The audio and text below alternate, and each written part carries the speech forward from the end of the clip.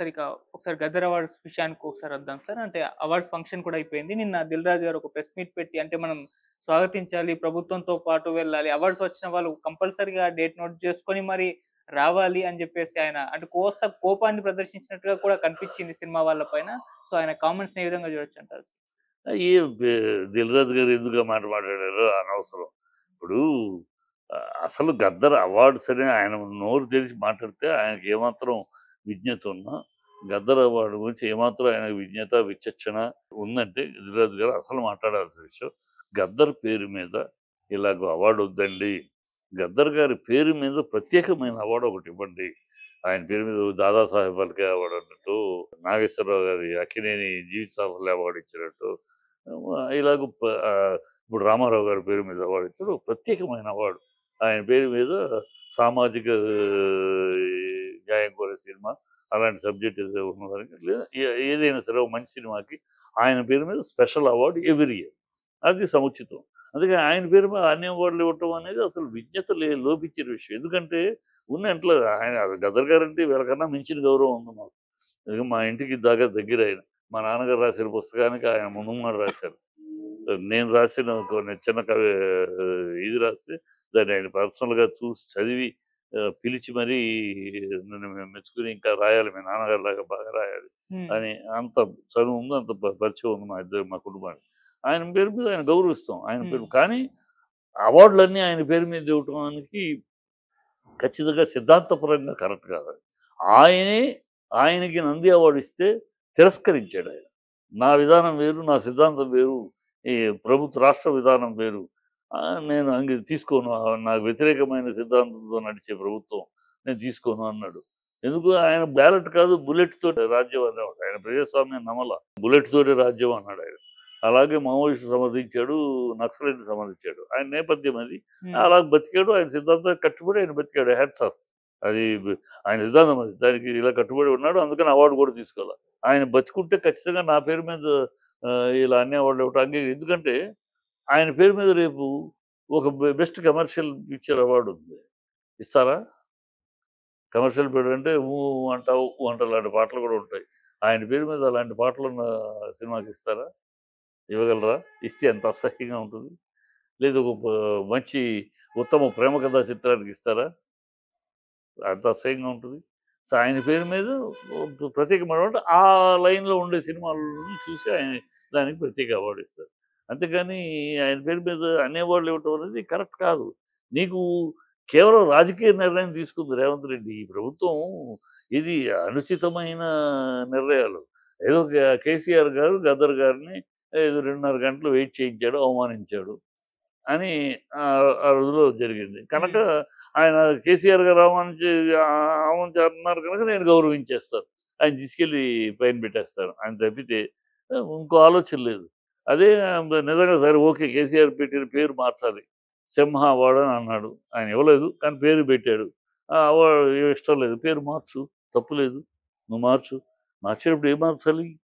ఒక కామన్ పేరు పెట్టాలి. ఎందుకు కామన్ పేరు పెట్టారు గతంలో? గతంలో ఒక హంస అవార్డ్ అని కర్ణాటక, నంది అవార్డ్ అని మనము, కలైమామణి అవార్డ్ అని తమిళ్ ఎందుకు పెట్టారు? ఎందుకు వాళ్ళు పెట్టారు? కామన్ పేరు ఎందుకు పెట్టారంటే అది అందరికీ ఆమోదయోగ్యం గనక. అదే ఒక వ్యక్తి పేరు మీద అన్ని అవార్డులు ఇస్తే అందరూ దాన్ని అంగీకరించి ఆయన సిద్ధాంతాన్ని అంగీకరించే ఇది ఉండరు. అందుకని రఘుపతి వెంకయ్య గారు పేరు మీద అవార్డ్ ఇచ్చారు. దాదాసాహెబ్ ఫాల్కే పేరు మీద ఒక అవార్డ్ ఇచ్చారు. హ్మ్.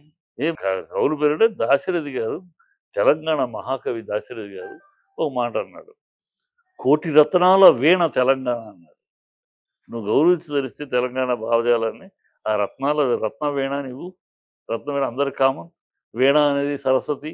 మన సినిమా అనేది కళలకు సంబంధించింది. సరస్వతి కళలకు సంబంధించినది దేవత. రత్నవీణ నువ్వు. బ్రహ్మాండంగా ఉండేది గౌరవించారు. అందరూ గౌరవించారు. అందులో రాసింది కూడా ఎవరు? తెలంగాణ కవి దాశరథి. 'కోటి రత్నాల వీణ తెలంగాణ' అని ఎంతో ఘనంగా అన్నాడు. రత్నవీణ నువ్వు.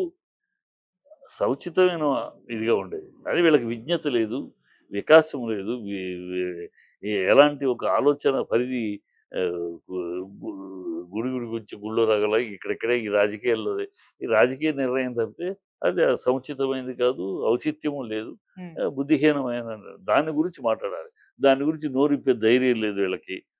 అది కాదండి మీరు గద్దర్ పేరు మీద ప్రత్యేక అవార్డ్ ఇవ్వండి. దాని గురించి అన్ని అవార్డులు ఆయన పేరు మీద కాదు, కామన్ పేరు చూద్దామండి అని నోరెత్తి మాట్లాడే పదవిలో ఇచ్చి కూర్చోబెట్టారు. పదవిలో ఇచ్చి కూర్చోబెట్టగానే మన ప్లాస్టర్‌లు ఏసేసుకుంటాం నోటికి. ఎవరు అధికారంలో ఉంటే వాళ్ళకి ఇది తాళం వేయటం తప్పితే మనకు వేరే బతుకు లేదు. అంతే తప్పితే మాట్లాడాలంటే మాట్లాడాలి. ఒక ఇండస్ట్రీ తరపున సముచితమైన ఇది ఎవరి ఒకళ్ళ కోసం కాదు కదా! ఇండస్ట్రీలో ఇవాళ మీరుంటారు, రేపు ఇంకోళ్ళుంటారు. అవును. ఇండస్ట్రీ పర్మనెంట్‌గా ఉండేది. ఓకే. పర్మనెంట్‌గా ఉండేదాన్ని ఒక సుదీర్ఘమైన ఆలోచన చేయాలి. ముందు చూపు ఉండాలి. హ్మ్. నిన్నేంటి, ఇవాళేంటి, రేపేంటి ఉండాలి. నన్నెందుకు నంది అన్నారు. రేపు రేపు రాబోయే రోజులేంటి. సో, వరుస కామన్‌గా ఉండాలి. హ్మ్. కామన్‌గా ఉండే మళ్ళీ ఏసేసి మళ్ళీ దాన్ని సరిదిద్దుకోవటం కోసం ఆయన గద్దర్ ఫోటో ఎయల. ఎందుకు గద్దర్ ఫోటో పెట్టట్లా? గద్దర్ ఫోటో పెడితే రెడ్ కండువా, ఎర్ర కండువా ఆయన సింబల్ ఓకే. అదెయ్యాలి. అదేస్తే మరి కమ్యూనిస్ట్ అవార్డ్ అవుద్ది. అందుకని మళ్ళీ ఆయన ఫోటో ఎయలేదు. హ్మ్. ఇయన్నీ అవకతవకలు. ఆయన పేరు మీద ఇస్తున్నాడు ఆయన ఫోటో పెట్టాలి కదా! పెట్టాలి సార్. పెట్టాలి కదా! హ్మ్. ఎందుకు పెట్టలా? మళ్ళీ ఈ జనాలు తంతారు. అవును. కమ్యూనిస్ట్ అవార్డులు ఇస్తారా మాకు? ఆయన ఫోటో మరి కండువా లేకుండా ఇస్తే బాగోదు కదా! కండువా ఎయ్యాలిగా ఇస్తాక. ఆ కండువాతోటి ఎర్ర కండువా ఉన్నది ఆయన సింబల్ అది. అవును. అదెయ్యాలి. అది ఏస్తే జనాలు తంతారు. అంటే మాకు మీ కమ్యూనిజం మా మీద రుద్దుతారా అంటారు. అందుకని ఆయన ఫోటో ఇయకుండా ఏంటి ఎక్కడ ఒక విజ్ఞత, విశ్లేషణ, ఒక వివేకం, ఔచిత్యం ఏమీ లేదు. ఏదో గాలితనంగా చేసేశారు. మళ్ళీ దానికి అందరూ రావాలి, ఇద్దరు రావాలి ఎందుకొస్తారు? అందరూ రావాలంటే మీరేదో సినిమా ఫీల్డ్‌కి చేయాల్సిన తప్పులన్నీ చేసేసి ఇవాళ మేము ఎప్పుడు సహకరిస్తామనంటే సరిపోద్దా? చేయాల్సిన తప్పులని కన్వెన్షన్ కూల్చేసేసి, మీరిచ్చిన పర్మిషనే మీరు కూల్చేసేసి, సమంతని మా హీరోయిన్ అడ్డదిడ్డంగా మాట్లాడేసేసి, అవార్డిస్తే పుష్పకి అవార్డిస్తే నోటికొచ్చినట్టు సీతక్క మాట్లాడేసి, అన్నీ మాట్లాడేసి ఇవాళ మీరే మళ్ళీ పుష్పకి అవార్డిస్తారు. మీ నోరే మళ్ళీ ఏం మాట్లాడుద్ది ఇవాళ మరి సీతక్క ఏం మాట్లాడింది మాట్లాడగలదు ఇవాళ? ఈ ప్రభుత్వం ఏం సమాధానం చెబుతుంది? ఇష్టం వచ్చినట్టు మాట్లాడారు కదా! హ్మ్. ఆ రోజు అర్జున్‌ని అరెస్ట్ చేయించి అన్ని దౌర్భాగ్యాలు చేసి ఇవాళ మేమెప్పుడు సహకరిస్తామంటే